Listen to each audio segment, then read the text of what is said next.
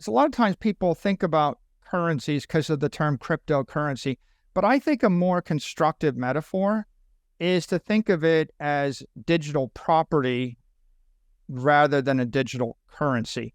The use of a currency is as a medium of exchange, and the benefit of a currency is it's a tax-free medium of exchange. So when you make something legal tender in Japan or Russia or China or the US or Europe, it means that you can trade it 100 times a day at high frequency, and all the accounting systems are locked onto that currency, like the euro or the dollar, and there's no taxable event. So companies and governments are always going to want to price things and trade things in the fiat currency as long as there's a government, right? The only time that you're going to use a non-fiat currency for high frequency medium of exchange is when you're in a zone where the currency's literally collapsed. Like if you're in Africa or some war zone and the currency is literally collapsed, there is no government and there is no effective currency, then maybe. But in all the places in the world where the government's functional, the currency is functional. So instead of thinking about that Bitcoin replacing that currency, which it distracts you and it causes you to make all these mental mistakes. Like people go, well, it's only valuable to replace the currency, but it's volatile and it's not built in the accounting system and it's taxable, so therefore it's not going to replace the currency, and so therefore I won't buy it. See, that takes you down a rat hole where you kind of tie yourself in knots in a straitjacket and you come to the wrong conclusion. The right way to think about this is Bitcoin is going to replace all the assets that are currency derivatives, and it's going to replace all of the assets that are weaker properties. So, for example, I'm still going to use the dollar to pay my employees, but maybe I won't hold sovereign debt or corporate debt on my balance sheet. Maybe I'll replace the debt with Bitcoin, right? Do I want to wait 30 years and get paid 3 or 4% interest for 30 years? Or do I want to own Bitcoin, which is appreciating at 40% a year, and in the extreme will appreciate, say, 14% a year, right? Tax-free or tax-deferred. So if you think about it, Bitcoin's replacing bonds. It's not replacing the CNY, the euro, or the USD. It's replacing the bonds that are paying coupons in euros or CNY or USD. And then it's replacing value stocks, because you bought that value stock, like that utility company, because it pays a dividend, and it pays the dividend in USD or euros or CNY. So if the value of the currency is falling 7% a year, then the value of the discounted cash flows is also falling, right? The discount rate is the 7%. So you got to take the cash flow from the value stock and take the risk-free rate of 7%, tack on a risk premium of 5%, and you have to discount the cash flows of the value stock by 12% a year. So you see, if you think about the math, you realize that the value of the cash flows from the company are falling exponentially, and the higher the inflation rate, the less valuable the cash flows in the future. Now, what kind of company don't I want to own? Well, a company that has a 1% growth rate in a 7 or 8% inflationary environment, because the cash flows are growing at 1% and you're discounting them at 12% because of the risk premium, right? So that's minus 11% every year forever. On the other hand, if the company is a monopoly and it's growing its cash flows at 20% a year and the inflation is 7%, then I might think that I might want to own that kind of company. Now, off the top of your head, what kind of company as a monopoly can grow its cash flows 20% a year for the next decade? How many do you know? That's like the Magnificent Seven, okay? There's 7,000 public companies, and 7 of them, Google, Apple, Microsoft, are the most famous, right? Yeah, you can literally, if you're a company, you can probably move to a different country more easily than you can switch your systems from using Microsoft. You know, Yep. So Microsoft and Apple and Google are more powerful than most nation states, right? That's how powerful they are. Hey, money talkers, hold on to your virtual wallets because we've got $1 billion drama unfolding in the crypto world. This Friday, Bitcoin's facing a colossal options expiry event, and it's got everyone on the edge of their blockchain seats. Let's break it down. Get ready, money talkers. This Friday is no ordinary Friday, it's a pivotal moment for Bitcoin. Around 35,000 contracts with a jaw-dropping value of nearly $1.3 billion are set to expire. Picture this as the grand final fireworks in the crypto sky, potentially shaking up Bitcoin's weekend dance.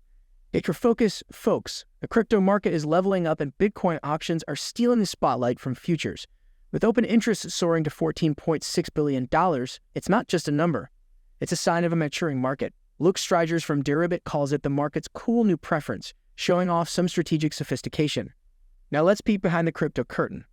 The put/call ratio, standing at 0.49, spills the beans on investor sentiments.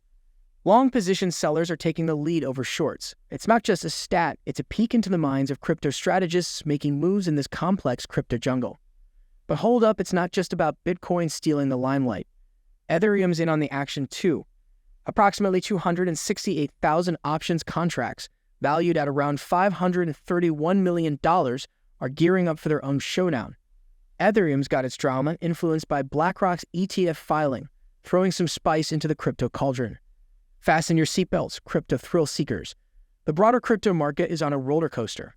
While there's a 2.5% retreat in the total market cap, it's still flexing some serious gains from the previous month. Bitcoin is taking a slight dip, but fear not, it still holds the reins of market movements. Ethereum and its crypto pals are following suit, experiencing a retreat during the Asian trading session. As the Bitcoin and Ethereum options contracts tap out, it's more than a numerical farewell. It's a crypto barometer reflecting market sentiment, strategic chess moves, and the evolving sophistication of the crypto realm. The options expiry is not just settling financial scores. It's a moment of reflection and anticipation for the crypto future. So crypto enthusiasts, are you ready for the aftermath? And there you have it, money talkers. The billion-dollar Bitcoin options extravaganza, Ethereum's parallel drama, and the wild ride of the broader crypto market. Let's continue our discussion with Michael Saylor. So 7 companies generate all the return.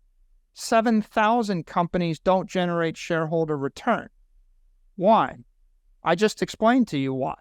Because if the inflation rate is 7 to 10%, then you have to be able to guarantee me that you can grow cash flows at 12 to 20% a year for the next decade, every single year. And the truth is, no, by definition, if you're not a monopoly, you can't, right?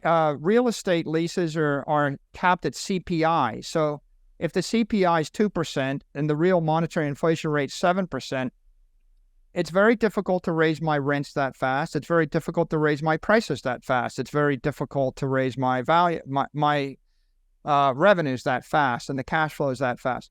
So ultimately, what you have is an example where the monetary inflation rate is benefiting people that own a scarce asset like Bitcoin, and it's undermining the other assets. And so instead of focusing upon currency, because, there's $900 trillion of like wealth in the world, you only need 30 trillion to 60 trillion of working capital to basically trade high frequency to buy things and et cetera. The other $850 trillion is invested in real estate, bonds, stocks, collectibles. So you see, if Bitcoin is the strongest asset, then what's going to happen is people are going to say, I'm not going to invest in real estate and value it at 25 or 30 times rent. I'm going to value it at 10 times rent. And so maybe I've overvalued the real estate by a factor of 2. And so I sell the real estate and I buy Bitcoin. And I'm not going to value the S&P index at 25 times earnings. I'm going to value it at 12 times earnings. And I'm going to sell the S&P index and buy Bitcoin. You see, as we demonetize, I'm not going to value the bonds. Why would I hold a bond that yields 3 or 4%? If I get paid 5% interest after tax, it's 3%. So you're getting 3% after tax, return on a bond, and if Bitcoin returns 14 or 15%, then why wouldn't I sell some of my bonds and buy some more Bitcoin? So what you have is capital. It's flowing from the weaker assets to the stronger assets. In weak countries where there's hyperinflation, the currency collapses. Well, then, yeah, what happens is I sell my pesos and my bolivars and I buy dollars. Okay? And so you see that on the edge of the economy where I'm trading the weak currency asset for a strong currency asset. But don't make the mistake of thinking that's the right idea. That makes sense when you're in a crisis situation, a hyperinflation situation.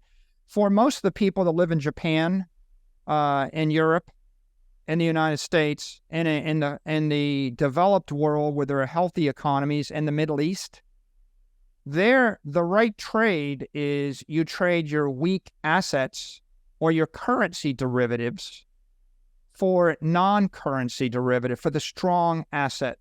So what are things that people value not based on cash flows? Like a Picasso painting, a franchise, a trophy asset, the middle of the city, 10 acres in Palm Beach, right? Beachfront property.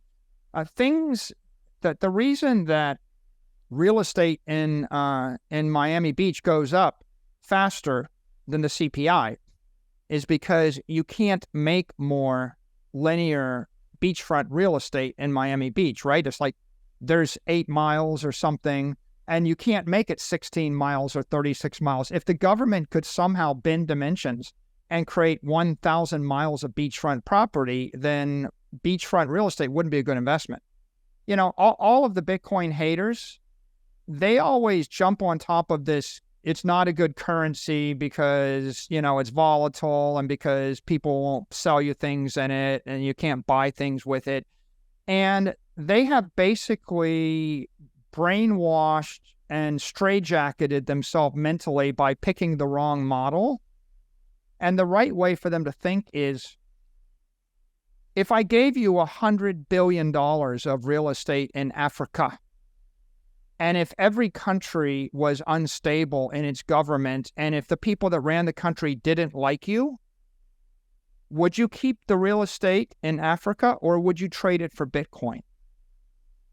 And once you get that idea through your head, if you lose confidence in the policies of a government, or if I gave you $1 billion of stock in a company, but the CEO was crazy, would you keep the stock? Or would you trade it for Bitcoin? When you lose confidence in an executive, when you lose confidence in a company, when you lose confidence in a country, when you lose confidence in a currency, most of your wealth is tied up in the real estate and in the assets in the country and in the stocks that are exposed to the country. So as the world sees chaos, as they get nervous, you trade the assets that are exposed to the chaos risk, to the counterparty risk, and you buy the asset, which is not a currency derivative. It's not a country derivative. Bitcoin doesn't care about the company's management team. It doesn't care about the employees. It doesn't care about the country it's in. It doesn't care about the currency it's in. You see, you're moving out of that dimension.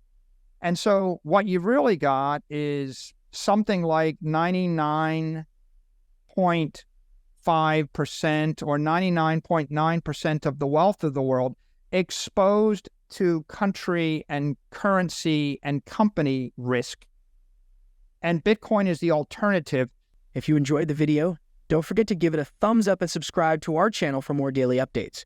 Remember, knowledge is power, and we're here to empower you on your financial journey. Until next time, happy investing.